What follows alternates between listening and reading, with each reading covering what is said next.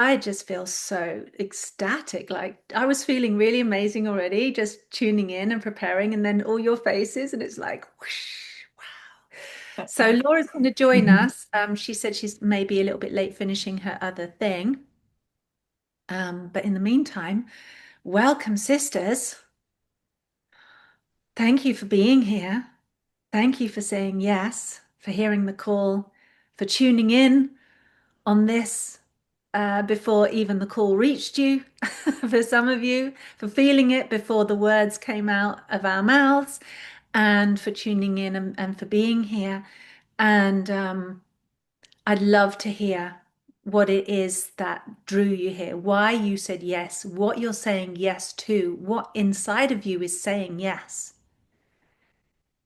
where that, what the yes is for as well. Where's your yes directed to in the world, in this circle, with everything that's going on? Um, and I'll get into that. And also, I just want to say, Denby can't be with us on this first circle. She's got some things that she's attending to, but our hearts are with her. Denby Sheetha, we love you. And Laura Eisenhower will be with us quite shortly. And for those of you, just hello, beautiful audience, thank you for tuning in. And for those of you that have requested the Divine Feminine round table to come back, this is the kind of that, although it's not that. I heard the call, I was feeling it too. I reached out to my other Divine Feminine Roundtable sisters. Laura Eisenhower was the one that picked up the call and said yes, so she'll be joining us. But also, as you know, Mary and I were discussing it, we were feeling it. We put out the call to some of our other sisters that we really felt to tune in and be with and share these conversations and share this time with. We all feel like it's not the Divine Feminine Roundtable. That was then, that was different women, different time, different energy. This is now. And it calls for new time, new energy, new women, new voices, maybe probably new audience, hopefully new audience, as well as whoever was tuning in before. If you are joining us again, I'm so grateful. They were great times. And now this is like, it just feels very different. So I don't even know what the name of this is going to be called yet. Perhaps we'll decide during this call, perhaps we'll decide afterwards. Perhaps our gorgeous audience will give us some names. Right now, we're just calling it the Divine Sister Circle. But if anybody has any suggestions, yeah, let's co-create that with all of us and see what feels right. But having said that, let's just get into it. I really can't wait to hear your voices and get started. So we are actually gathering on the new moon. I'm not quite sure exactly what time. I meant to look it up and I didn't exactly what time the new moon is. But we're in the new moon is it Sagittarius? I can't remember. Laura will tell us, the astrologer. But yeah, I'm not going to say anymore. My name is Tara Love Perry. I'm going to just open it up, listen to you, sisters. And who wants to jump in first? Actually, I feel like Mary, because we co-created and invited this space. Do you want to start, my love? Sure. Hi. Thank you, Tara, for that little introduction of what we're about. And hello, everybody watching and watching in the future. Welcome, welcome. It is fabulous to have all that energy here with us. I'm Mary Catherine, for those of you that don't know me. I am from Ireland, if you can't tell by my accent yet, but I am currently living in Spain. So hello to everybody around the world there. And I am a light language activator, interpreter, teacher, soul reader, and self-love coach trained under Tara, the beautiful Tara here, a number of years ago. And to kind of get right into the point, Tara, why have we felt this calling? Why have we gathered? And I'm going to breathe and just soften, because it's almost as if bits and more bits are popping in around this. But for me, when I spoke to it about you, when we felt that rush come through us of, yes, it is now, come together. It's, for me, part of it was that push and that You know, if you ever felt that like spirit push or your higher self giving you a little shove up the back, that's what I was getting. And it was a reminder for me of this vision that I hold around the children. And since even I met you, Tara, it has been that, because the souls of the children here and those yet to come, those kids yet to come and to land, sending out those calls. And I'm just picking it up. I'm feeling it, as many of you may be as well.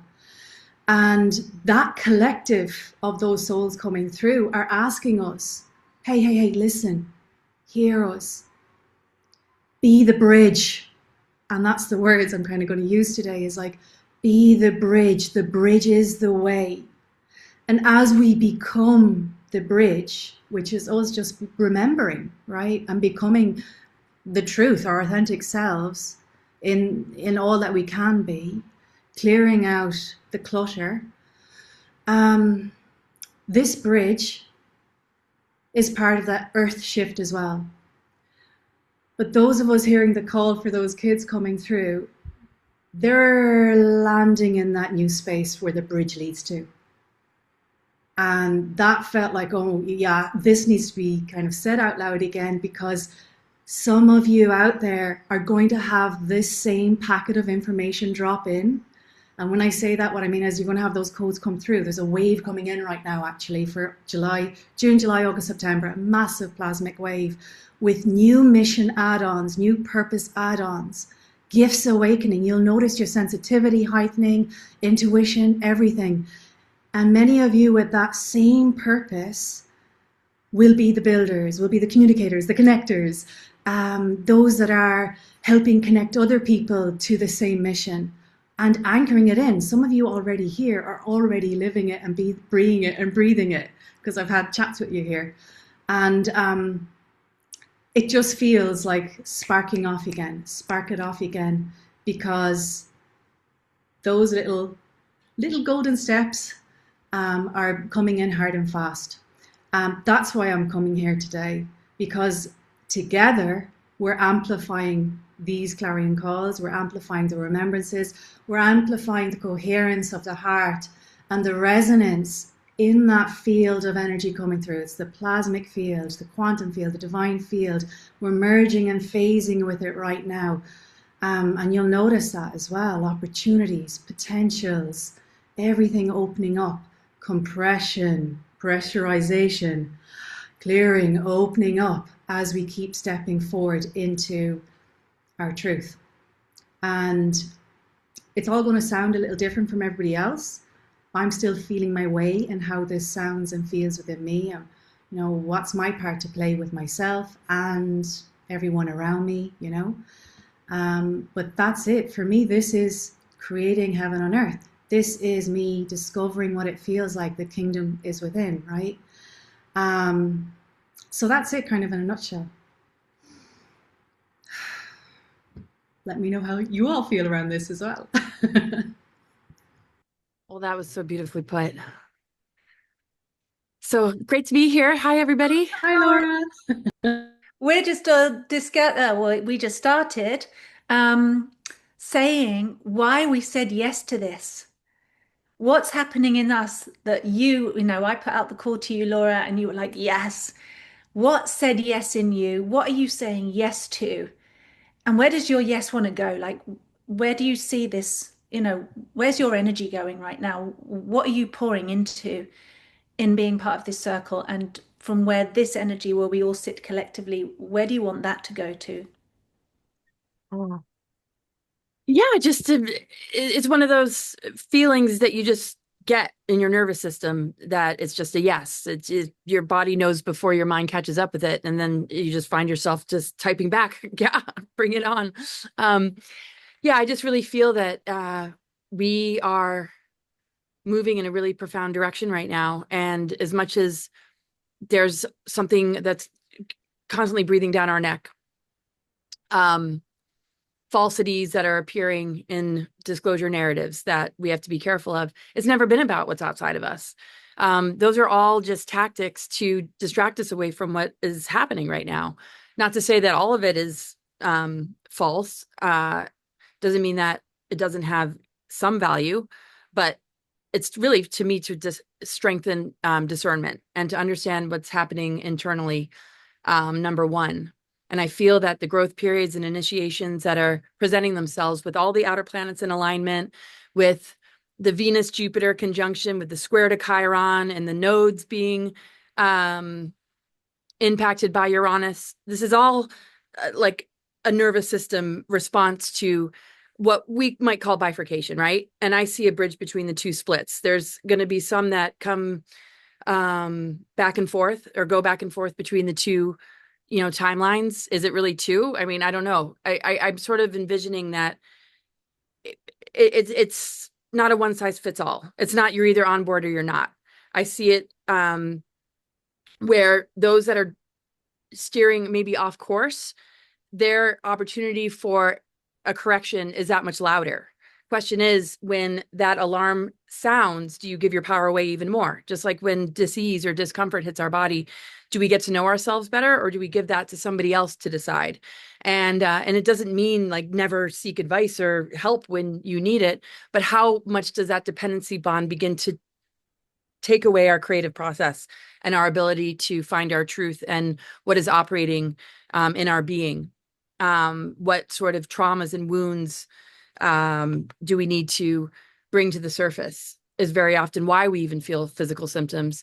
Latent gifts and abilities, dormant DNA that wants to switch on, that we feel maybe a sensation about. Are we running from that, or are we embracing it? So I feel like these times are all about facing the adversities and challenges and really, getting to know ourselves better in the face of it instead of losing ourselves. And that's why, just like with any trajectory in our lives, we have to ask ourselves, how dependent are we on something external? Even in a partnership, are we maintaining sovereignty while still having intimacy? Do we lose ourselves to the identity of the partnership or the way the partner treats us? And I think this is a really powerful time to stand our ground, to look at the mother wound, which is Jupiter in Cancer right now, conjunct Venus with the square to Chiron, where the nervous system discomfort is in really finding sovereignty versus running away from our own light, our own power, our own dark, our own integration. I feel like coming together, and the reason I said yes is because I know with, women that really just work on a very deep level in connection with Mother Earth and Cosmic Mother and the Sacred Union Divine Blueprint, we can see, where these, where the times are, and navigate it with the clarity of not just planetary alignments. We don't have to look at it through that context, but like you were mentioning, the plasma bursts, how memory is going to all of a sudden be restored, where activations are going to be, so accelerated that it's really going to, amplify what we've been longing for and waiting for. But at the same time, with excitement and with upgrades comes hijack, comes the attempt to divert our attention away so that it can harvest and utilize that energy to continue on, the manipulation of humans in making them think that if there's a fear response, you need to depend on the outer solution. So I feel like it's very important that we help remind people in these times that whatever feels uncomfortable, whatever might be, coming up in you, that old projection of something's wrong with you, so you need to do something about it, recognize that something's right in you, listen to it, honor it, experience it, let the elementals within your own being flow so that you're not blocked, you're not internalizing, you're not shaming, you're not denying, and you're not looking outside for blame. And you're not also looking outside of yourself for everything else that's going to determine what timeline you're on. You get to decide. It's already encoded in you. It's your divine blueprint. So there's so much that's falling away in deprogramming. And yes, it brings about symptoms, but this is the ultimate reunion with your most authentic self. And that is the path. And I think we can help bring that out in each other. We can help empower it in the people that are listening, and all share our own perspective and way that we communicate that in order to face the challenge of these very intense aspects and see the beauty that it brings, because pain turns into purpose and wounds turn into wisdom, no matter how difficult it gets, with spiritual maturity and coherence. It's actually guiding us home, not further away. These are not times to think, because of data centers or whatever's happening in the world, that you have to gauge ascension on outer events. Remember, you're the one that's bringing it about, because the earth responds to you. I hope that came out okay. Mic drop. Ding. Oh, Thank you, Laura. Hear you. Who wants to jump in?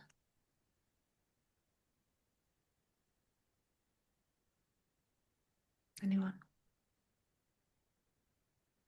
Okay, well, I will. Laura, I totally hear you. And you were saying the same thing as well, Mary. For me, when you get the call, you get the call, you just act on it. And wanting to sit with women again, sit in a circle again. But not anything like I'd done before. I wanted to be with powerful women where, like stirring the cauldron, and cooking something together. And when I was sitting, just getting in my breath, getting in my body, and creating my space and everything before I came into this call, my dedication came through of like seeing all of us together and our connection, the whole co-creation with us and all the other brothers and sisters around the world, all our kin. I just felt this light, this fierce, powerful love light of that roaring divine feminine energy just blazing out like a spirit fire. I'm just blazing out and lighting up all the shit, all the darkness, so we can get a really good look at it.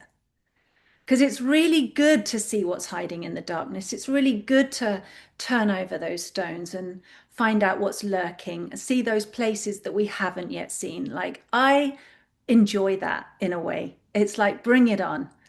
Let's have a look and see the thing that I've been hiding from. Let's have a look and see the thing that humanity has been hiding from. Our own shadows, our own loss of self, the places where we've abandoned ourselves, the places where we've been experiencing disconnection and not sovereignty, and the classic separation wound. And to be able to really meet that with this fierce, brave, loving, compassionate fire. That's how I feel right now about it.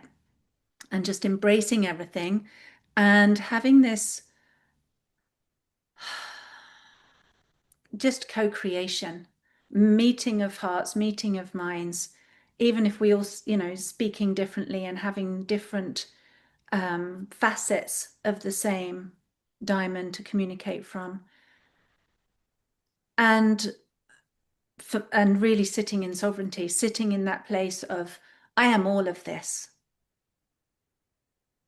And not so much seeing as everything is happening outside to me, but I am my own point of creation, and reminding one another, reminding ourselves, and just being in that place together, because I feel like that's amplifies the signal. When we sit together in certain frequencies like that, in that knowing, in that remembering, and we can gather together in remembering.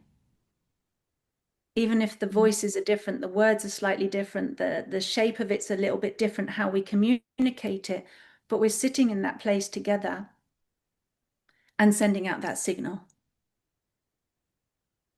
And I feel I made a dedication for this space before we started, that it was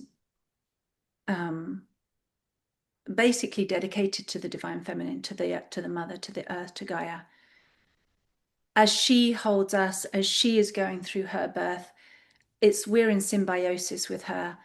And I feel like, I was actually thinking, Laura, what you were just saying about how it's so easy to give our power away. And if we're going to put our power anywhere, if we're going to direct our energy anywhere that's other than inside of ourselves, for me, it would be to the earth. To like not bow to the earth as in, is subservient bow, but bow in reverence, bow in honor, in connectivity as a child to the mother, as a mother to the child, in that recognition, and almost, and just like we're in this together, whatever she goes through, we go through, and to just pour energy into the earth of love and gratitude of the grateful child, and the trust and the knowing that we are held by that divine feminine mother energy. And I really feel like she's got it sorted. I really feel like, I think I saw some scientific thing come up recently that scientists can now prove that the earth is not just a ball of molten lava in the center, that there's actually consciousness there. I was like, yay, they've proven it scientifically. What a breakthrough. We know that she's conscious. We know this already, but so it's quite exciting that science now can say the same thing. It's like that's progress. Consciousness is getting there one way or another, and it's just fabulous. So my dedication for being here, my yes, my why, is for the divine feminine, for the mother, for the earth that holds us all, that births us all, that we're all going through that rebirth. And also, not just for that, but I felt this feeling in my body of the transmutation of all that we could consider evil, of all that we could have consider dark, not in separation from us, in ignorance, anything that's been distorted, perverted, and just transmute it through this fire of fierce divine feminine love, like a cleansing spirit fire of her energy. So I was literally feeling that in my body and getting the visions of it. So that's my dedication. That's my why for being here, and very much for not just our truth and our enjoyment of being on this earth, and what would you call it? I don't really like using the word ascension. I think it's been I don't know. I just don't gel with it. But our illuminating, our self-realizing, our coming home to ourselves. But also, as a mother, I really want this for the future of our children. I dedicate this to the new earth, to the kids that are already here, to our inner child as well, that we need a safe, beautiful home and be free and be happy. But for these generations that are coming through, for them to inherit a peaceful, beautiful earth. That's my reason. So thank you.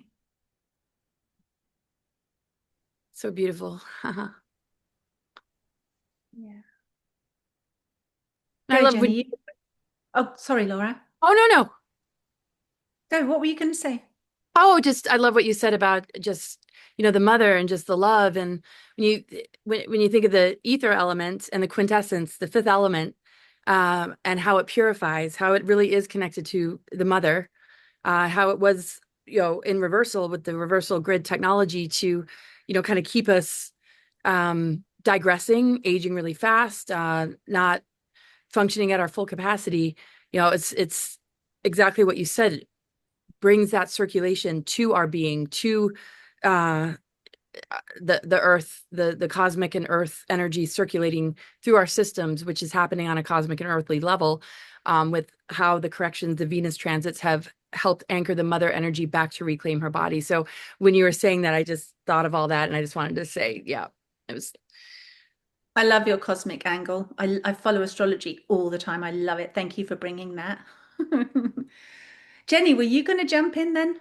I was. Thank you so much. And I also love that cosmic weave as well. It's absolutely beautiful to feel how already we are bouncing between the terrestrial and the cosmic, and that's how we be and how we are. And I love the feeling that, like, being in this space, the depth capacity that we have as women, looking back over, the years when the Divine Feminine Roundtable started and began. I remember that piece as we kind of cross those thresholds of our own personal initiations. And it feels like many of us have done a whole loop back and been deep in our lives and deep in our weave and deep in our, in New Zealand, we call it the mahi, the work the unseen work of the worlds, and to come back and refresh, like, who are we now? What is it that is top and foremost in our hearts and our experience? And I feel this group, it feels like the piece that I had a yes to is the grounded, real experience that I sense we bring, not just the theories or the ideas or wishful thinking. This is a rumbling from the deep. This is a rumbling from the body of Mother as that emanates through our own being.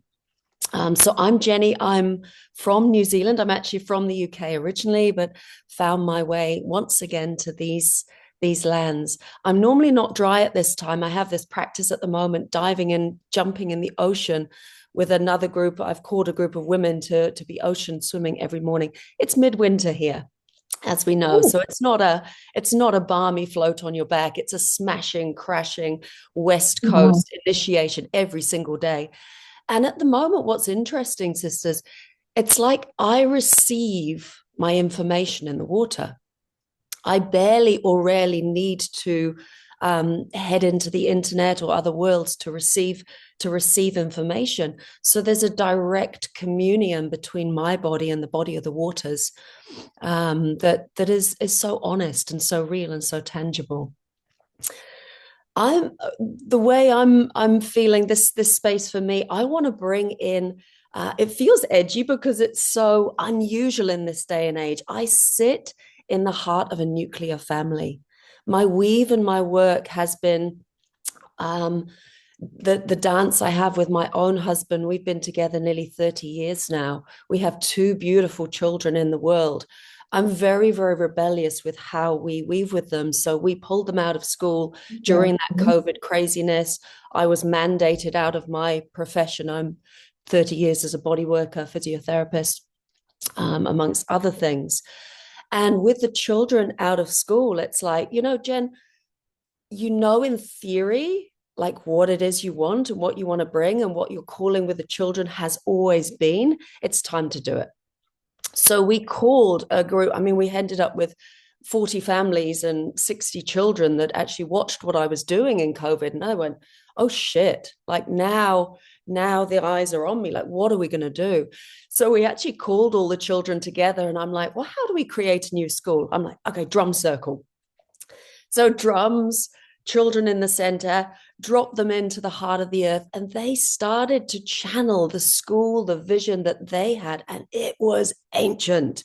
What they came forward with was ancient. The knowing of what their own genius required their parents to sometimes do a 180 to bring forth was exquisite. And then the challenge was, can us as parents and individuals back up enough to allow them to be the forerunners, the way showers, the shining light from the intelligence of their heart, and also like the catching net and the shield of that which wanted to influence and impact and take them, as Laura says, into the system to loosh their goodness, to loosh their wisdom into something or shut them down. So after five years or so of the homeschooling adventure, Dan and I were like, okay, let's really test run this. Let's take the children world schooling for a whole year. So we created our lives to take them round the world for a year and also being led by them. So for example, how that might look, my daughter Sage found a book, and in it was called Labyrinth by Kate Moss. It's really good. It's all about the southern France, Magdalene lines and the adventures. Anyway, everything we found or the children were drawn to, we used that as a map to take us around the world. We spent 3 months in Egypt. We were diving deep into the sea-worn waters and the ancient oracles, and the children were leading the way. So I feel what I want to bring is like the actualization of what it takes to really allow the children to lead the way, not in theory, in an experiential way. And part of that, when, Tara and Mary and Laura talk about the mother energy, I've been doing a lot of work with people recently because many of the hooks, many of the dark, many of the shadow, the diversion codes are really locked in the bloodlines of humanity. And Mama, like the earth for me, has been really offering something which I term loosely the milk line. And the milk lines of humanity are that which are there to support us to thrive like nothing else before. So the milk line quality connects to the soul. What is it our soul actually needs? The milk line can be other people or gatherings such as this. The milk line may be the forest, the trees, the mountains. The milk line may be those beings from other realms, which really support the growth and unfoldment of that soul. So I'm interested in bringing that aspect here, how we are almost switching over in this bifurcation, as Laura speaks of, between the inner crucifixion of the bloodlines versus the unfoldment of the soul of the world through the milk lines of humanity. And that's a piece I will endeavor to share from experience. And thank you so much for us being here. It's an absolute delight to be here. Thank you. Beautiful, Jenny. I love that milk line. Let's dive into that some more. Who wants to share next? Hi, everyone. I will share. Lovely to meet you all and everyone watching. My name is Mairead and I am from Ireland. I live in Sligo, the northwest of Ireland. And it's just so beautiful to hear all of your gorgeous introductions and why you said yes. And I can resonate with each and every one. And from my own perspective, I have spent many years delving into the shadow work and moving through that. And primarily, I have to admit, it was possibly quite selfish at the start because it was to do with my own traumas in life and figuring out and finding and unraveling why things have happened the way they have and finding a spiritual path around that. And for many, many years now, and it's particularly maybe the last 2 years, I'm working very deeply with the Christ light and the Christ consciousness energy and the merging of the masculine and feminine within me, and kind of tracing back to the time of the Essenes and Yeshua and Mary Magdalene and all of that wonderful kind of history that lives and breathes within us. But primarily to my own path is I've been a single mother for the last 10 years. I'm divorced. I raised my children on my own. And I've been working a lot with the mother wound and my experiences of being a mother and how that's affected me.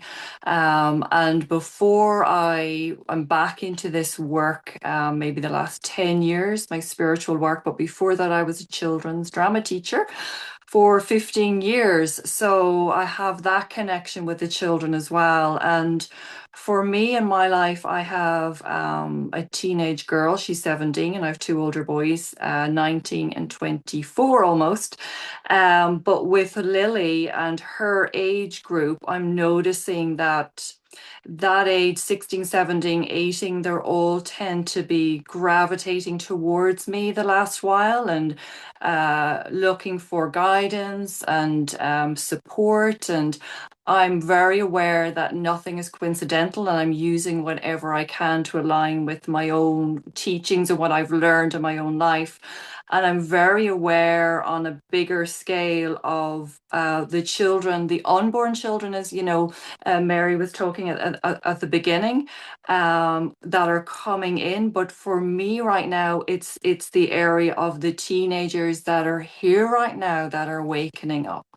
And they're no longer like they're in a completely different mindset than we were. And they're opening and they're asking questions. And there's a really innate curiosity there within them about why are we here? What's our pathway? And I have and it's all never was intentional. It just organically, naturally happened. Like I'm sure this group will just take its own flow.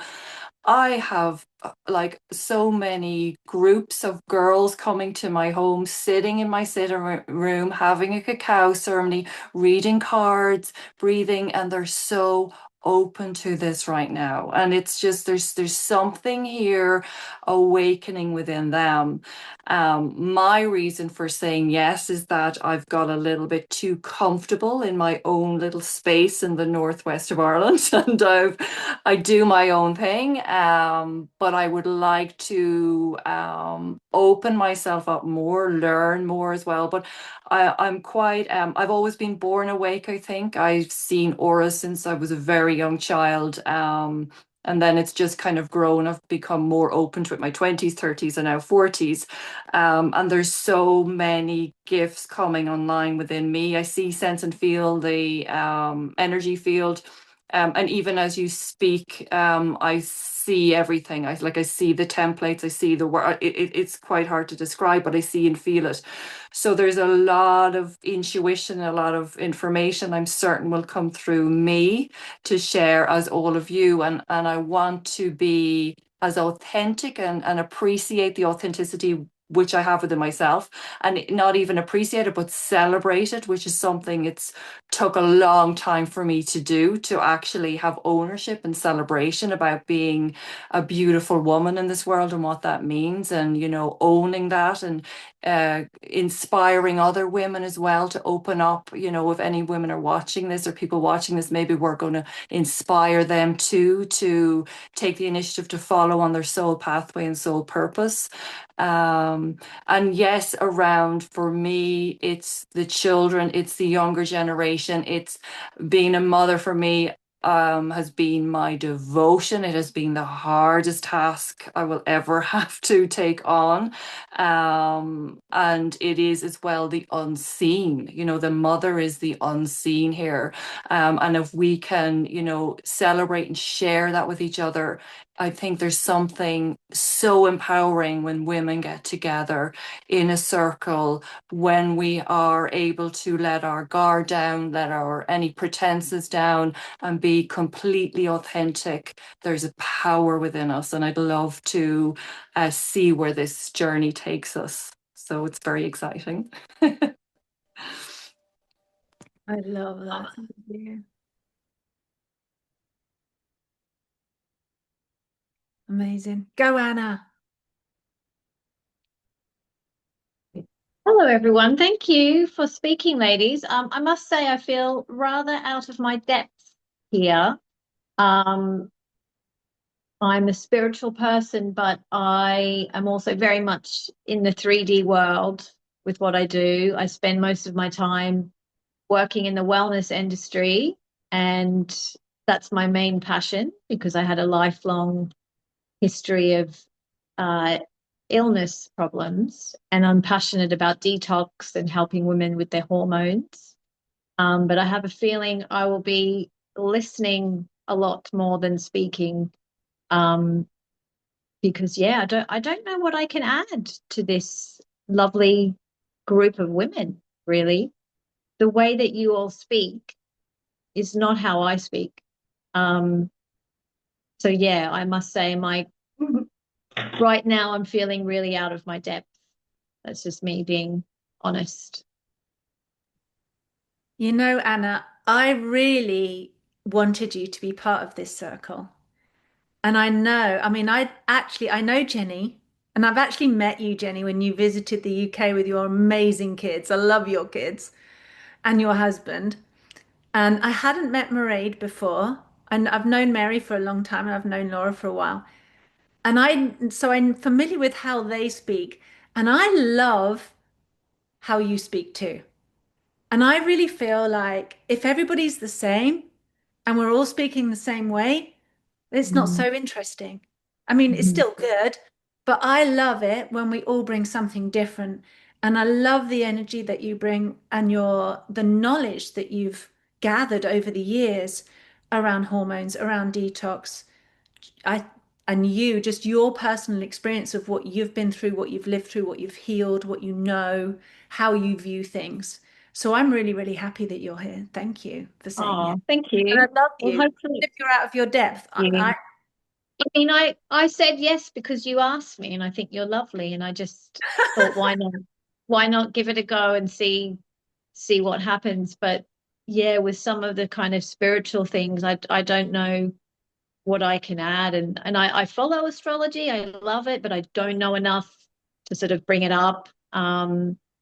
Yeah, I've always felt like I'm a person that's one foot on the ground and then another foot sort of up there a bit, um, with a mixture of the spiritual and more of the 3D stuff. Can I Maybe. pop in, Anna? Sorry, Tara. Yeah, go ahead. Tara told me you were coming on because I don't know you. I've never met you before. And I said, Anna, what does she do? And Tara's like, she's a detox lady. That's what she's described you as. And Oh, that's so I was sweet. like, amazing. Because at the start of my journey, I was dying. I was Oh, dying, right? oh. And how did I get to where I am now? Mhm, I started with what you have, what you actually hold is part of the mhm. journey that kept me alive. It's Wow. really important for you to share Yeah. because there Yeah, are going yeah. to be people that need the information that you hold within you so that they Mhm, live another day to breathe, that they live another day to actually bring in their vision and mission mhm. because it's all going to be Oh, different for each of us. Some of thank you us for are saying that. builders, some of us are visionaries, some of us Mhm, have gifts in different areas. Yours is so important. I really need to say that because I used part of what you do to mhm. heal. Wow. So Thank you. thank you. Thank you for Yeah, being you. there's a lot of sick people in the planet, a lot of sick children, and yeah, it's like do or die time in so many ways. So thank you. I appreciate you saying that, Mary. I Oh, love yeah. you, and I'm glad you're here. And you know what? I've like literally just landed in the UK a couple of days ago, because I live in Thailand now. I left the UK a year and a Mhm, half ago. I just had enough. And my boys, see, I single parented my children from the very, very beginning. They're 14 months apart. I raised them both alone. And they're now 24 and 25, almost 25 and 26. They're big, huge men, like your kids, Laura. They're big, huge men. I think your men are even huger than my men. Your kids are enormous, amazing big men. And my, as you other mothers can testify, my kids taught me so much. I've become an entirely different person through mothering my children. And then again, another transition and another initiation, having them grow up. And then they moved to Thailand, the eldest first, then the second one, because they're super, super close. And I was in England in a cold, miserable cottage, just really not loving life. And so they were mhm, like, Mum, come and live in Thailand, come, and we live in Phuket in this island. So I've been there for a year and a half, and I just came back to England a few days ago, and it was freezing cold, and I caught a cold, so I've been sniveling and in bed for the last 3 days, and it's just been brutal. But it's a whole another deal. What I was going to say, it's a whole another deal of like going through that initiation of your kids leaving and growing up and having lived for them and served them and been taught by them for the last 20 odd years to then go, ah, what's left now? And what Mm. was inside of me that was there before I became a mother that I didn't have time for being a mother. And so I've been moving through all of that. Um, what was I? I was going somewhere with this. I didn't mean to. I was going somewhere with it. No, I've completely lost my thread. Oh, it was perfect what you're saying. There was a You were reason I was going, responding to something every about. word was important. It didn't have to go anywhere. Oh, I was responding to something Anna was sharing. Anyway, I don't remember. But yes, being back here in the UK. Oh yeah, that's simply all I was going to say is having walked around, and I'm in the Brighton Hove area, walking my dog, looking around, seeing people. I feel like I've been saying it kind of reminds me of the Rocky Horror Picture Show. mhm, Humans do mhm. not look like how they did a few years ago, like how Yeah, different people yeah. are. Yeah.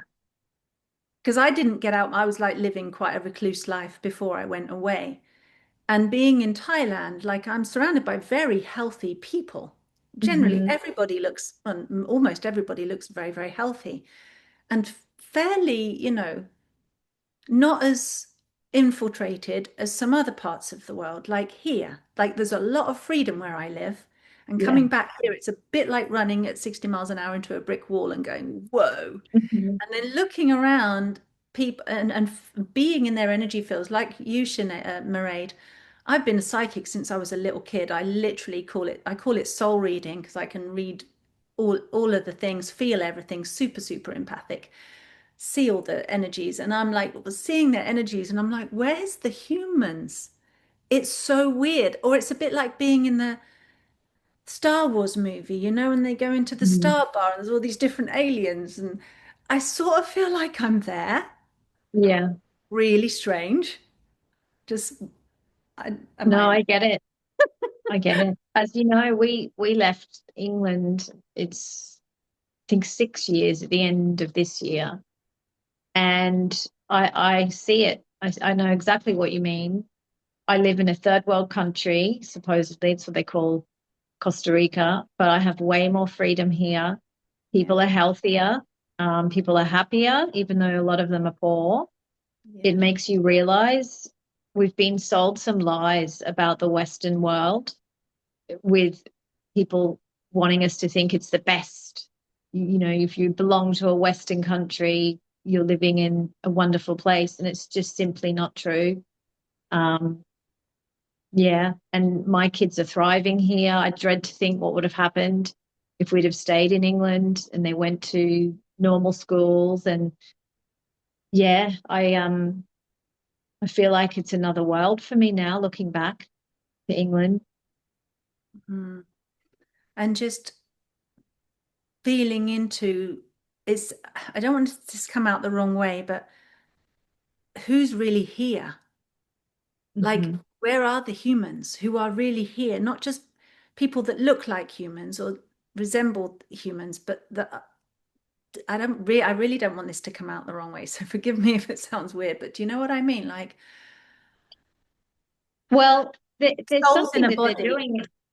Yeah, there's something they're doing in England, which is even in the mainstream press. They're literally blocking out the sun, and humans Oh, need light. You that's know, we very need obvious. we need a lot of it. So the fact that they and why would you? Well, we know why because it's bad people Mm, doing it. But why would you block out the sun from a country that doesn't get enough sun anyway? You know what I mean? So people are more unhealthy and more unhappy in England because they're not seeing the sun as much as they used to. no, it's heavily chemtrailed, heavily, heavily, heavily every single day. But anyway, what is it? So thank you for all sharing your yeses, for being here. Um, but also I wanted to ask you all, what's pertinent for you right now? Is it other than what you've already said? Like, where's your attention going at the moment? What's what's captivating you? Where's your passion at? I'll step into that space, Tara. Thank you. Um, it's a continuum from the focus on the children, and what I found incredibly powerful is for those that are sitting on that bridge. Mary talks about, you know, that bridge, and that we are a a a bridge at the moment. Is I've suggested to a few people to listen to the telepathy tapes, and Mm. that has assisted, surprising to me, because I assumed rejection from the particular, I call them dead men walking. My son calls them NPCs, which are non-playable characters. And my kids literally will walk in the streets and they go, there's an NPC, there's a dead man walking. And we go looking for souls, right? We actually do that. But the Mm. telepathy tape seems to be able, the timing of it speaks into a field of consciousness that is being created in and around the density of some of, you know, what Dolores Cannon calls like the first wavers, the second wavers, those that are sort of in their 70s, 80s, 60s, 50s, that there is this new field that is pressing into. I almost think of it like, you know, like the coffee plunger, like these grounds of intelligence are merging with us. And it breaks something in people's psyche with this, the telepathy tapes and what that field of consciousness is, it's a bit like a gestalt therapy for some people that assume, that they've got it all. They've got the house, they tick the boxes, they've done everything. And yet this whole field of existence is sitting somewhere else with all the skills and all the capacity and all the psychic talents and the ability to commune as one consciousness. And because it walks people through like the scientific proof of each step, almost painstakingly so, it can walk the biggest skeptic to a new place. It's like they can sit inside themselves with a different door open. So that's been really powerful, that bit. It's really, and for me, it's like, I don't have to do anything. I can share that this is available, and it seems to like unlock something. So this for me is the wave of, it's like a wave of midwifery that has opened the gateway for these souls coming in. It's like every child that is being born now already has this gift innately. And as you guys were talking about, the teenagers are literally like this pivotal junction at the moment. They are turning something very, very powerful. So my focus is with them, and a lot of what they've asked me to do is create the school of Hogwarts, witchcraft and wizardry. So I'm like, yeah, sure. So like you said, it's opening this space for them. And then all their parents have said, hey, we missed out at school too. Could you create a Hogwarts school of magic and mystery for adults? So it's like, yeah, sure. And one of the places I'm focusing at the moment is when I get the gift and the opportunity to work with young people, from 5-year-olds to 18-year-olds, often with their parent or caregiver in the room, expressing what the soul in that body needs the parent to understand in the moment. There's literally a whole pattern disintegration that occurs in that moment, and the blueprint that is always there comes online so fully and starts to vibrate then in two beings. It's like seeing the pattern flip in real time into the density of the body of often the parents, so they're not having to, some of us have talked about the shadow work. It's like they're not having to do the deep, grinding shadow work, pulling ourselves out of the corpse of humanity. They're experiencing this subtle shift, and everything is live and in place for that simply to be continued into living in a different way. So my focus is definitely on disintegrating some of the chunky patterns that exist within family units. And again, it's the children leading the way, and the parents, because of the love they have for their little ones, that cracks the door open for them to release and shift a very strong pattern as well. That, and moving around places in the world, listening to also what are the templates that are unfolding, what is the liberation of the deeply suppressed feminine current, the current of life, and how that wants to come through. So I'm jumping in water all over the world. Completely inappropriate in certain places. I'm surprised I haven't been arrested, and it's worth it. Thank you. Thank you. Sounds like a tuning fork. The child is like being the tuning fork that's retuning and remembering the parent, and there's a that feels true. Amazing. I'm just going to say something briefly because I have to jump off a little bit early. About what I'm passionate about. Oh gosh. I mean, I feel like it's just that built-in feeling of just knowing our potential, just knowing it's within our reach, that this is something that every challenge that we're faced with, every disease, every physical symptom, every process we go through is the universe's and nature's way and cosmic and natural laws way, and what's encoded in nature and ourselves. It's its way of bringing us home again. And what I've really been studying lately that I've been really passionate about is how the zodiac connects with DNA, connects with the planetary grid network and the multidimensional cosmos, and how dark reversal grid technology was installed to put things in reversal, but it also weaponized the zodiac. And what's encouraged in our societies is for us to vibrate at the lowest spectrum of frequency, that a lot of the weaponization of frequency is to keep us in a stuck shadow version of ourselves without the encouragement to clear it, to work through it, but to actually fear it so that we give that over to somebody else. And I know I'm kind of being redundant with the first thing I said about giving our power away. And it doesn't mean that, needing assistance means that we are in all cases. It just means that it's a co-creative thing.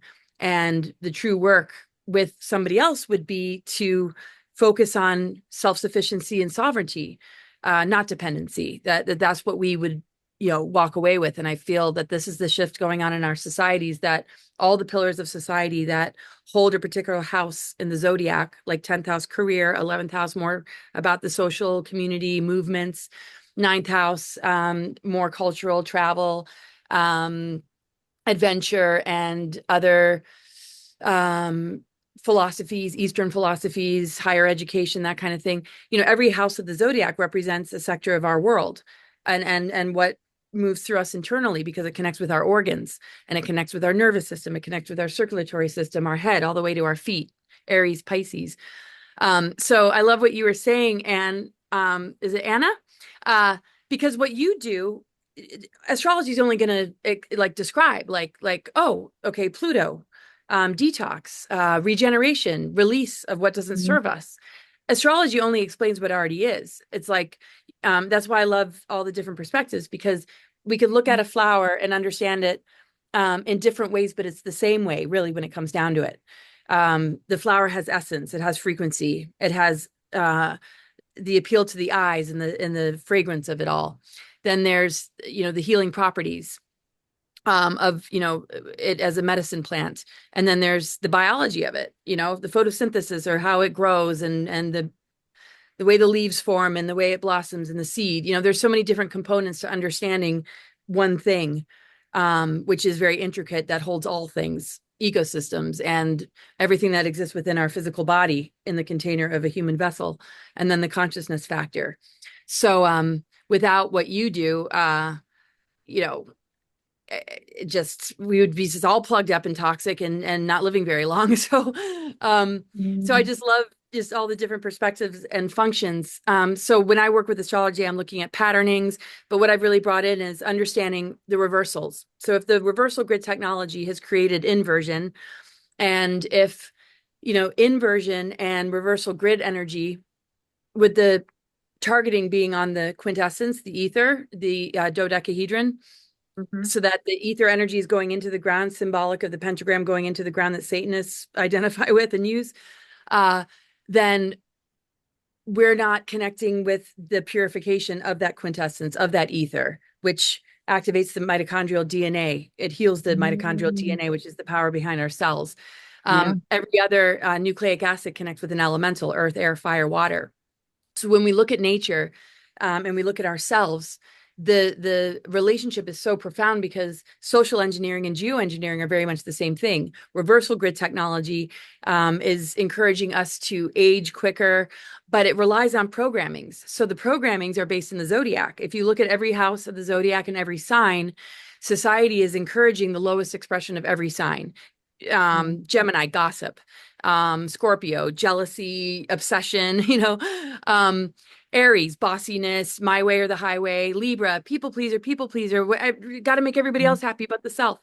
I mean, it's all taking the shadow aspects and encouraging it through television, through media, through news, trauma imprints, and the way we handle it is encouraging the lowest form of ourselves to begin to express itself as a way of, acting out. When Chiron hits, we're going to act out from a place of a lot more immaturity, which is more of a programming than being accountable to the way it's making us feel, being more expressive, being more aware of the importance of those wounds becoming our strength, and not something to try and hide and pretend doesn't exist. The shame connected to it. I'm great, I'm doing fine.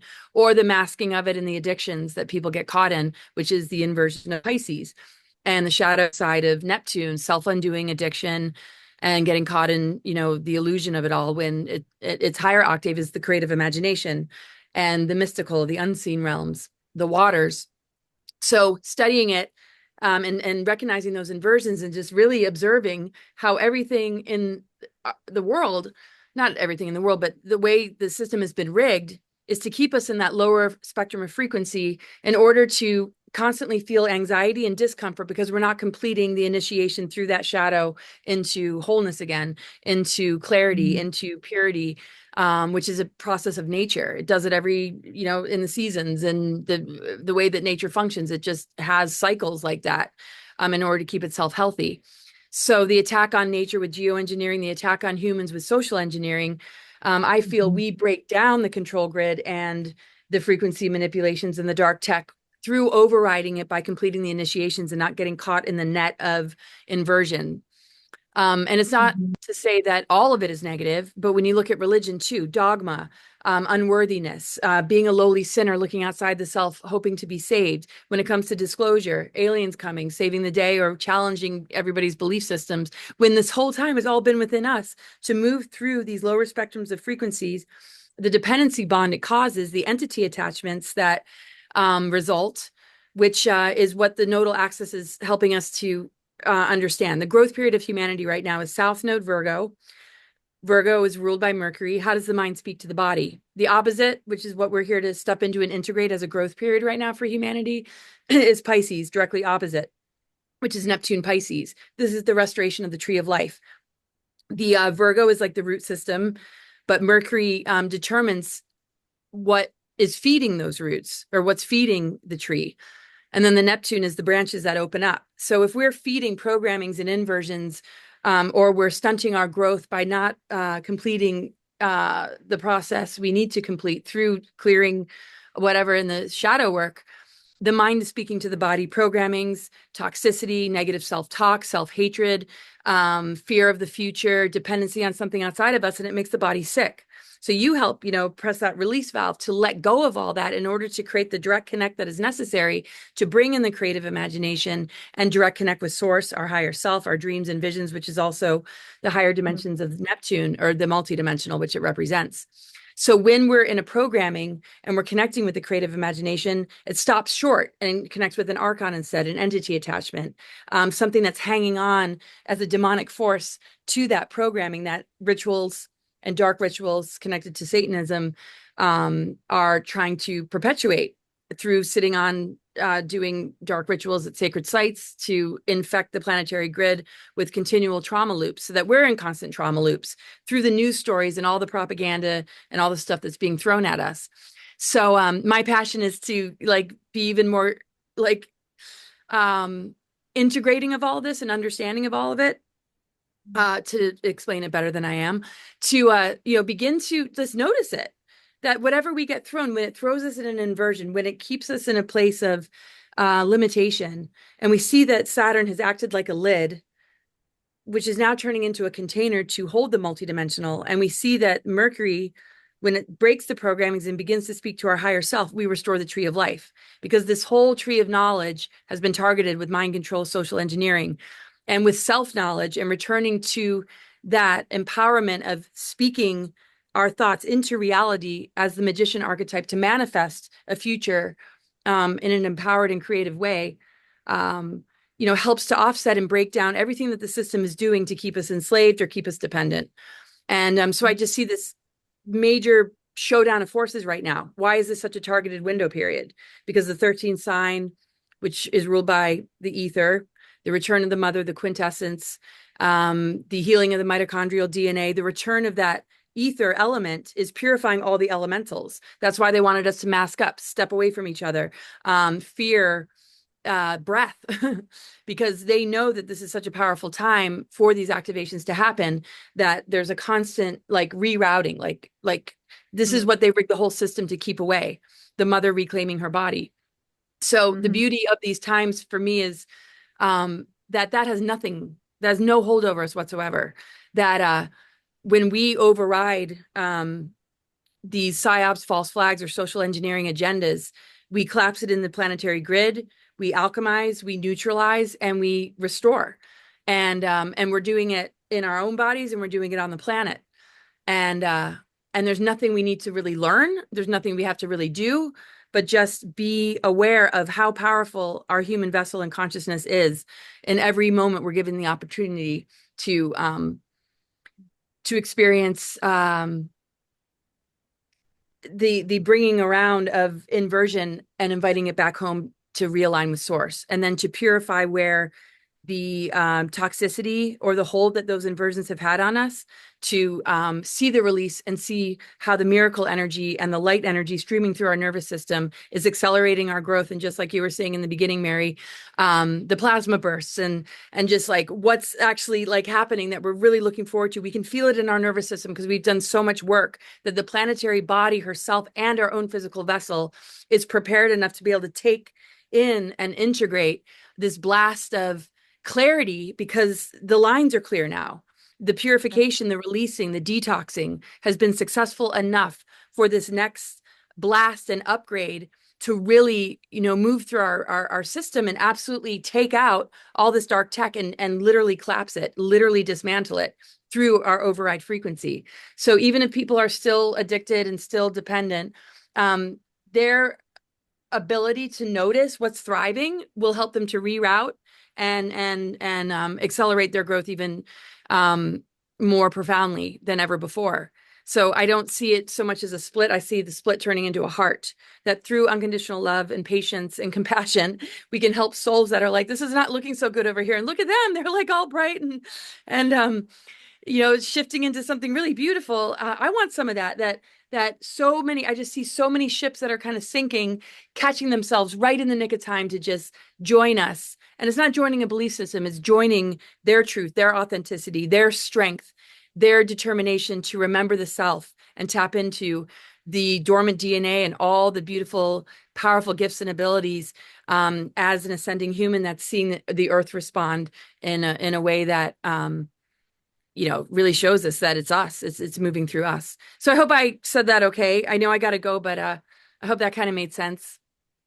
So much in there, Laura. I could sit there and unpack that for several hours, but thank you. Oh, cool. But yeah, I've been geeking out on that, like just how it's all connected and why they rigged the system and how the programming is. When you look at it, if we remember high school and just in our early years, how children and our society is encouraging the lowest level of male behavior, female behavior, just the lowest aspects of ourselves. It encourages that. And it takes so much. We're not being taught to embody our divine essence from the beginning. We're really being rewarded for the lowest aspects of ourself, stepping forward, how to make money off of humans that might be vulnerable as well. So anyway, thank you so much. You guys are so incredible. And I just feel so uplifted and I look forward to more. Thank you, Laura. I think we all look forward to more. Thank you, Laura. Lovely. See you next time. See you Bye. next She's time. so smart. My goodness, all the I know stuff she can knows talk. about. She is And that incredible. she can remember it as well. I'm so jealous of a memory like that. She just channels it. Wow. So let's continue.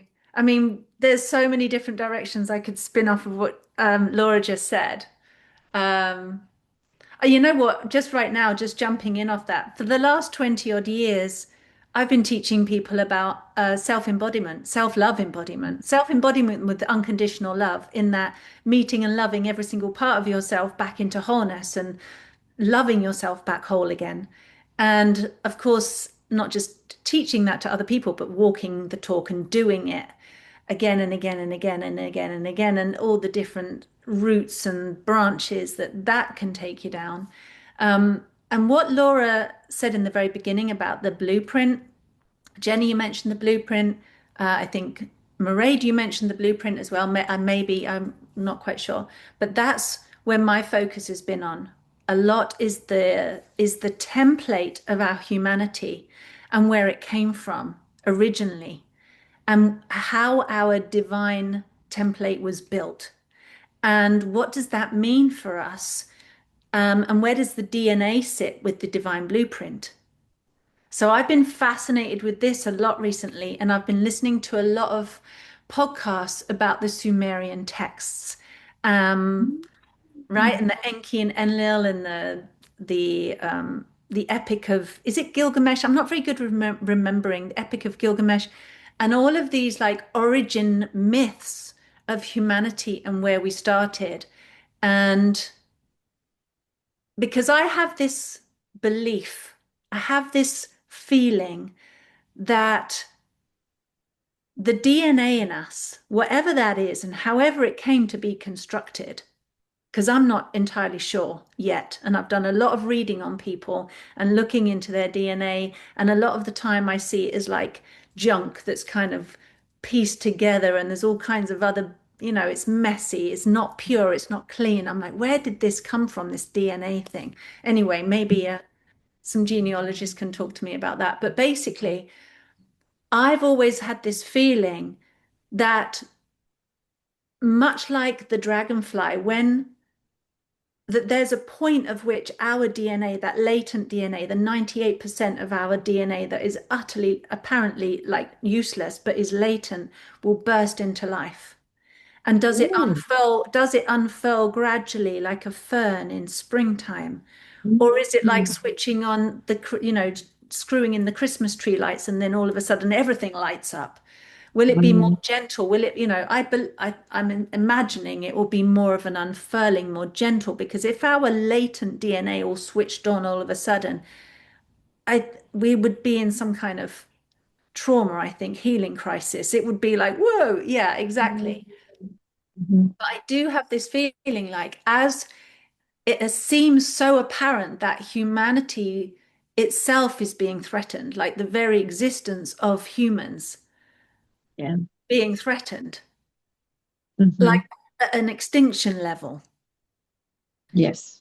And would that extinction level threat be the trigger, the necessary tripwire for the latent DNA to go surprise like a jack in the box, like hello, it's time for me to come online now.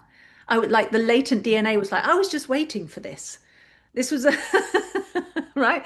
This is my time. Yay. I was waiting because so much seems real. And I get a lot of questions. I'm sure you guys do. And people sending me videos and things. And what do you think of this and this scary thing and that scary thing? And are we really is this really what's going to happen to humans?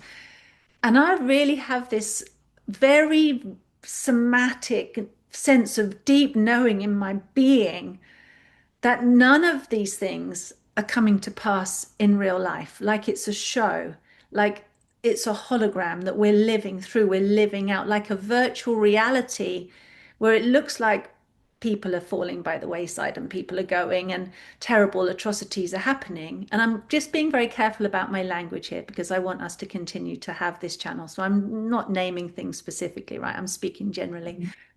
But so that it really seems like it's Armageddon, it's the end of the end of times, it's awful.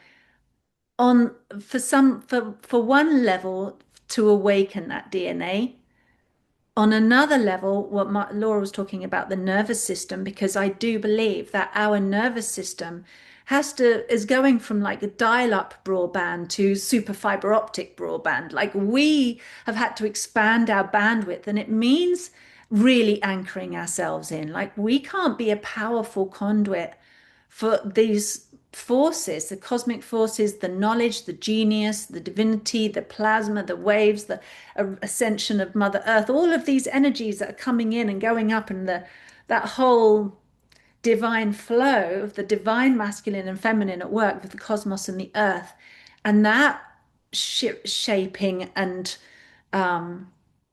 evolving that is happening, that reformation. We're the conduit. This all happening within us.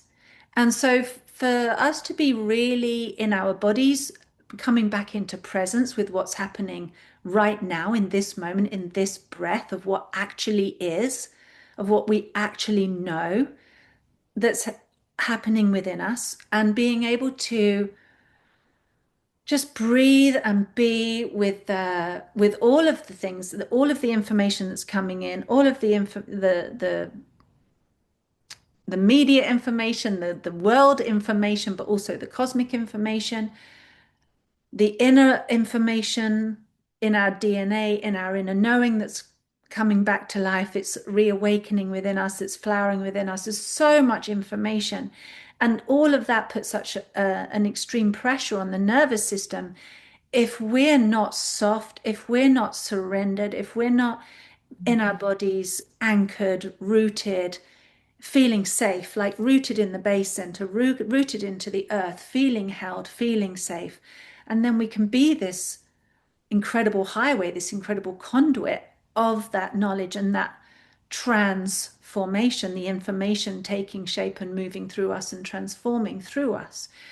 And so there's a lot going on. So I feel like perhaps all of that fear mongering, the inversion, all of the terrible stuff that's going on out there is also part of the evolution of our nervous systems to be able to actually, because it literally stops us and says, I need to go outside and lie on the ground and just put everything down and just be present. Like it's kind of forcing people into that space. But also that to remember that this is really not the reality, even though it seems really real. And people, like, genuinely people are freaking out. I had a moment of freaking out of looking at this chemtrails when I got back to England of like, whoa, and then hold on a minute, this is not actually real. We do live in a hologram. It's being, again, scientifically proven. I've been listening to podcasts. We live in this hologram, and to just be like, okay, I am the creator of my reality. We are the creators of our reality. And am I going to believe that all of this external stuff is more powerful than my heart, my soul, my essence, the truth that is becoming ever more inside of us? No. And that remembering, and the remembering that's in the blueprint of, like, yes, in our divine blueprints, for me, the truth is that there is no such thing as them winning. Or us losing or us being made extinct. It's, I don't, whatever, description or language you want to put on that. For me, it's very much in constantly remembering to not just think of the template and the blueprint as some arbitrary thing, some spiritual thing, but actually the within me, the template, the structure within me, within all of us. When I say me, I kind of just mean us as humans. And that holds the keys, that holds the power, it's the remembering of what wants to happen, has always wanted to happen. Am I making any sense at all, ladies? I don't know. Sure. Yeah. It's, like some other version of reality, some other inverted thing is not going to come along and knock that off course, because that template is already there. The blueprint is set for what is and will be. That's how I feel about it. And I'm so curious about how that's showing itself, like on a real level in our lives, in my life, in other people's lives. Like, how is that manifesting? So when Laura was talking about the blueprint and the inversion of the zodiac, and I find that fascinating. It's another layer I hadn't even considered. But the underneath is the real blueprint, the blueprint that was always meant to be, the real story. And we could say that's the earth grid, perhaps, or, her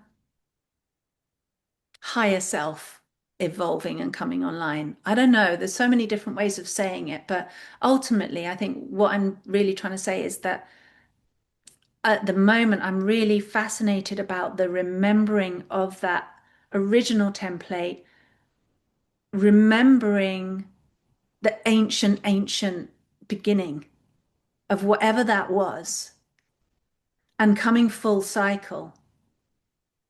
And there's so many different avenues we could go off into, Tartaria and all these different ancient civilizations and the Sumerians and all these other different things, looking for our past and our roots. But I believe that we can feel it inside ourselves. And I certainly feel mine inside myself. And I want to listen more, and I want to try and express it so it has a voice, even though I don't know if I'm doing such a good job right now. But just kind of remembering that all of these atrocities and terrible things that look like they could happen and are happening could literally just like evaporate in a second.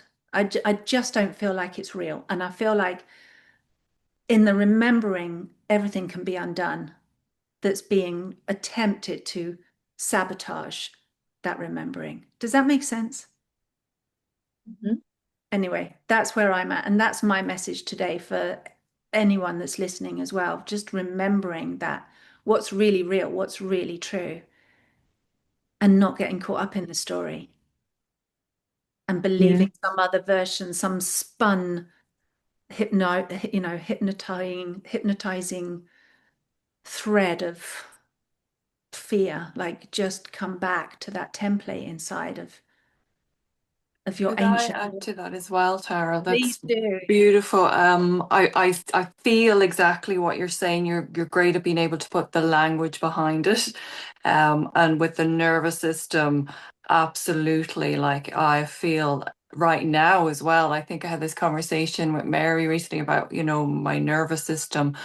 I feel like the light is entering my nervous system. Source light is coming through me and it's actively blasting me open. But then you've got the symptoms, the uncomfortableness of it, the fear coming through.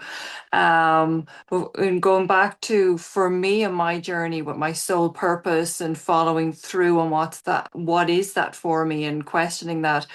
Mine is, and when I read for other people as well, it's been the heart.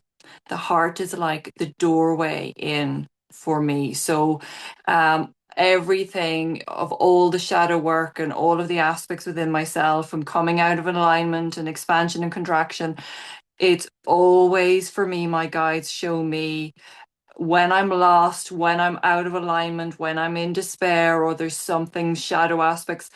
Come back to the heart. Where is the heart? Are you connected? Are you grounded in the heart? For me, I see the heart, and I always, for some reason, I'm shown the ankhs. So the Egyptian ankh symbol is like a heart, and it unlocking into the heart.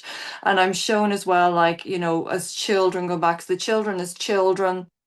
Children see, sense everything. They're so intuitive. They're even more intuitive now than you children that are coming. So they're going to be born in an awakened space and state. So it's the heart. The coherence of the heart is so pure. The frequency of our heart and our heart chakra, when it's open, is so vibrant. It's so pure. And for me, for telepathy, for me, and for me to bring through a lot of channeling and information, I had to battle so much with my ego. And it was a constant from head to heart, head to heart. And then eventually, through discipline and devotion, my ego was eventually, for that particular point in time, it sidesteps, and everything comes through my heart, and it's a telepathy for me. It's through the heart. It's not through the mind for me.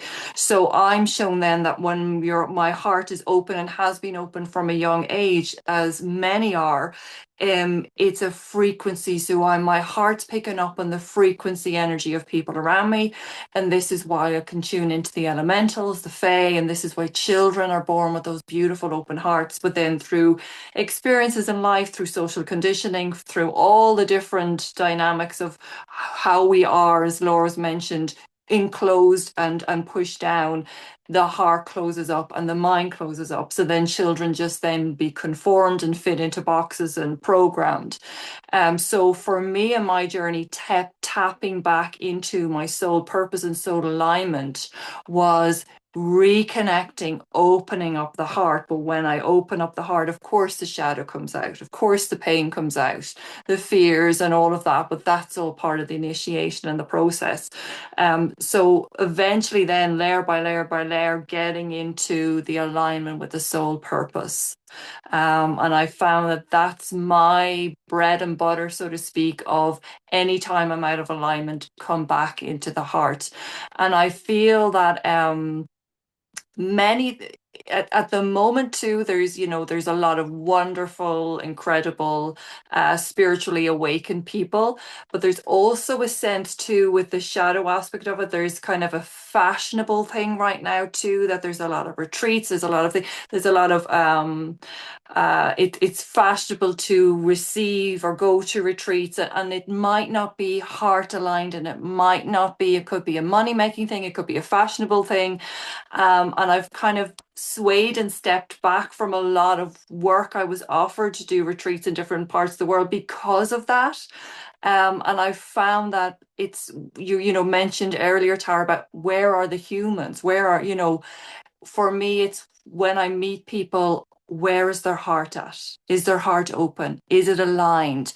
Because you can meet people that maybe have the facade that they're very spiritual, but their heart is not open. You can meet a random person on the street, or somebody, the postman, or anybody that's doing any type of work and may not be following a spiritual path, but they have the most beautiful hearts of gold. That's kind of the energy that I feel connected into.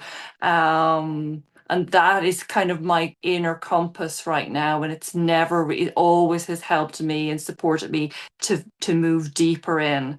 But with that, of course, there is the total expansion of the nervous system, and the body's nearly, for me, it feels like my body's in shock at times. Like it's so much light coming in and I'm wiped. And then it's resting, it's listening to your body. And for Anna as well, with the detoxing and the good foods, this is where this comes in so important. How am I taking care? How are we taking care of our bodies? Because regardless of all these incredible spiritual experiences we're having, we're still living in a very physical body. We need to nourish, support our body physically. And I see the physical, emotional, mental, and spiritual bodies within people. The physical body has to be number one taken care of, because if that's not being supported, all the others, the mental body, the emotional body, all of that is going to be affected too. So I can see clearly why you're here, Anna, because it's so important for us to embody that part of us as well. Thank you. That's so kind. Thank you so much.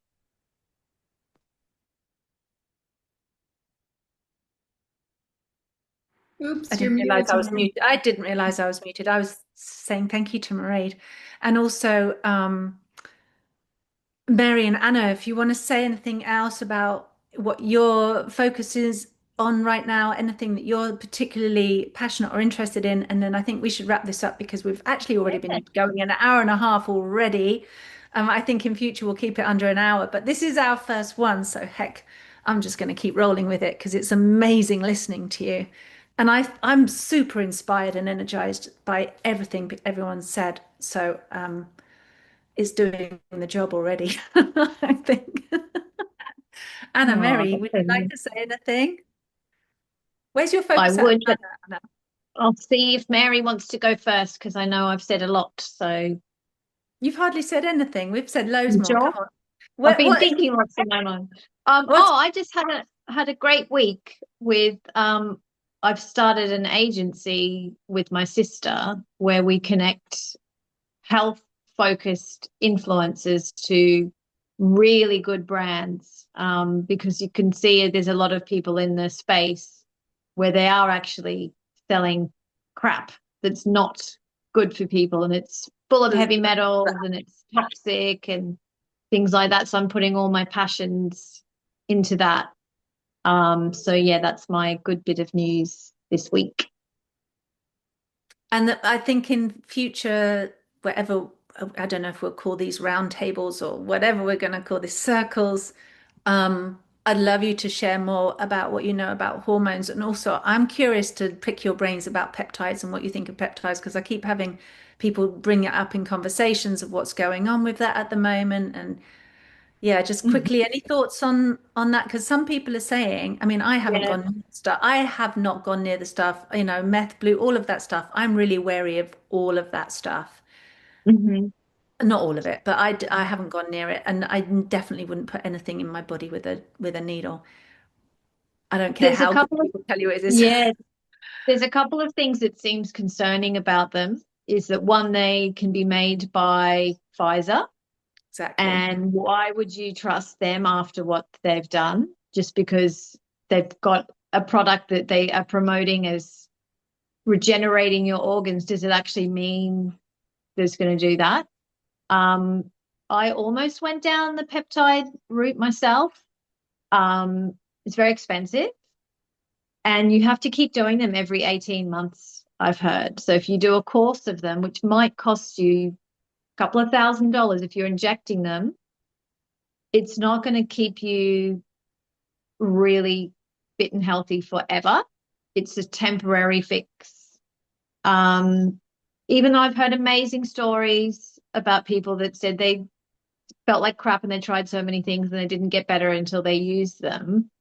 I don't know. There's just something there that feels just not right. That we've spent, what, 6 years telling people don't get the jabs, and then now everyone's like at home themselves. It just seems, I don't know. I just feel there's better ways. There's better ways to be healthy, and if you clean your liver, because a lot of people have very congested livers, that messes with all of the organs in your body.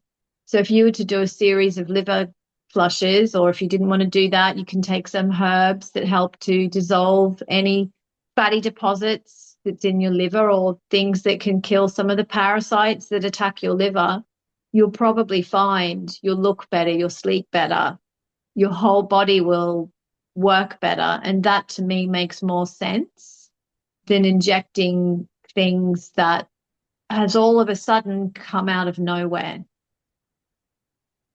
Yep, I hear you. I'm questioning everything at the moment. Creatine, everything. But Yeah, anyway. I keep seeing people talk about that as well, that it's not all it's cracked up to be. When you mentioned methylene blue, funnily enough, I have tried that, and I must say I get an energy boost from it. And it's not like coffee, which I don't do because I drink it and I get jitters. But methylene blue is an interesting one in that it has been studied for a very, very long time. And even though, yes, it's a chemical, it's the color that your body is responding to. And so there's a part of me that thinks, well, hang on a minute, red light, we know that's very healing. Sun is very healing. Could there be something in this that, because it's this blue dye, that the body responds so well to that? And yes, it makes your urine blue, but once you stop taking it, it will stop. And then you can eat beetroot, for example. If you have a juice or eat a lot of beetroot, your urine will be a pinky color, but when you stop eating it, it will clear. So even though people say, oh, well, it can make, your brain blue, it's not permanently blue. It does wear off. I listened to a podcast, no, sorry, it was a book by a guy called Mark Sloan, who's written a series of incredible books on red light, cancer, and one of the ones was on methylene blue, and the studies were really amazing. I was like, whoa, there seems to be a lot of research into what it does to stop Alzheimer's and Parkinson's.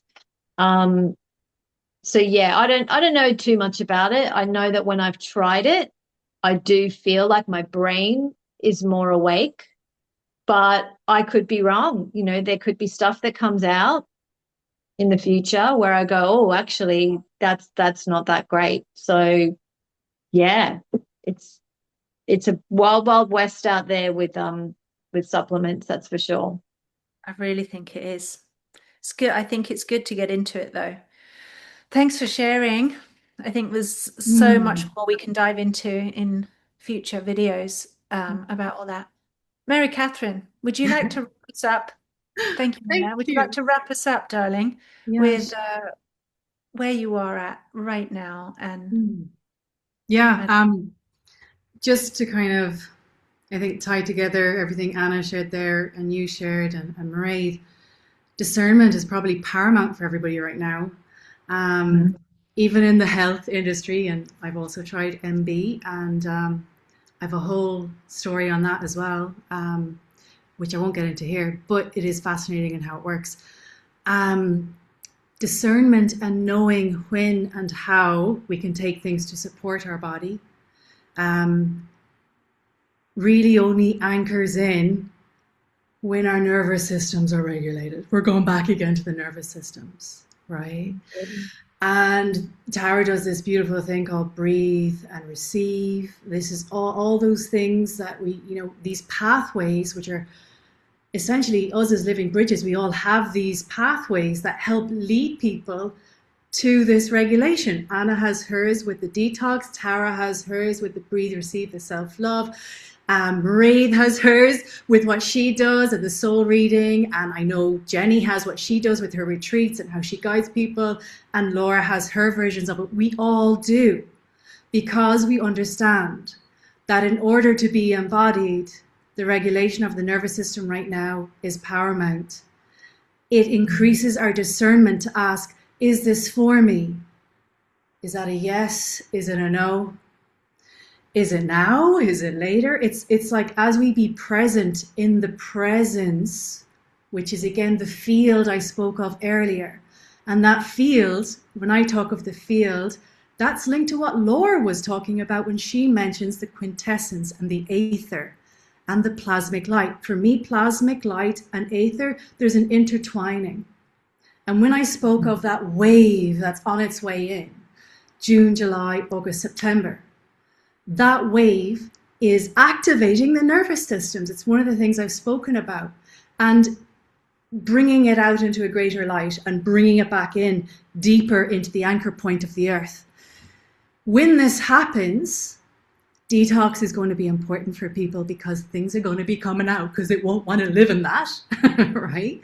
And we need to have supportive pathways, all pathways to be supported. Breath, sweat, skin, liver.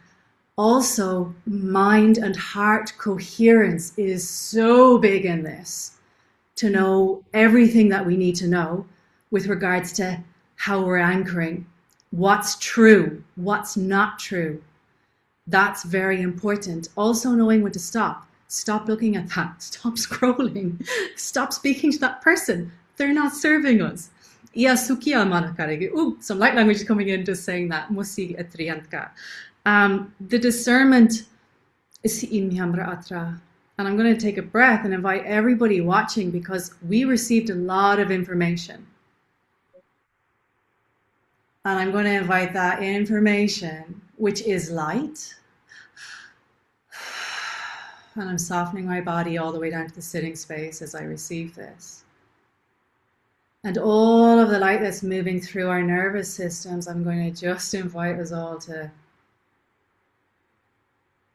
receive and soften and allow and surrender to what you feel watching is true for you. Because some of it won't be, and it's not yours, it's somebody else's. And all you need is what is for you, and just breathe and receive that in.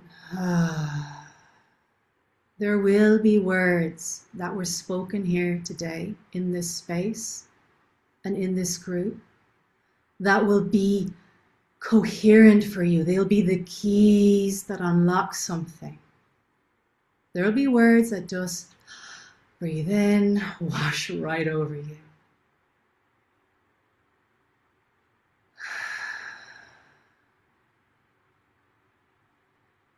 And feel the weight of your breath bringing you deeper and deeper down to your sitting space, and just soften into that.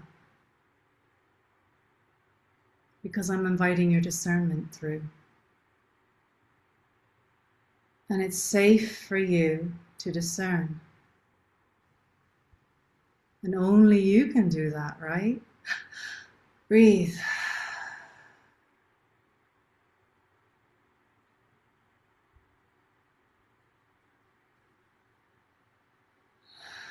And as you breathe, I'm inviting you to connect to your heart. Place a hand there, a hand on the belly. I like to kind of sigh and sound into things. And sounding with the nervous system tones the vagal nerve. So go on, let it rip like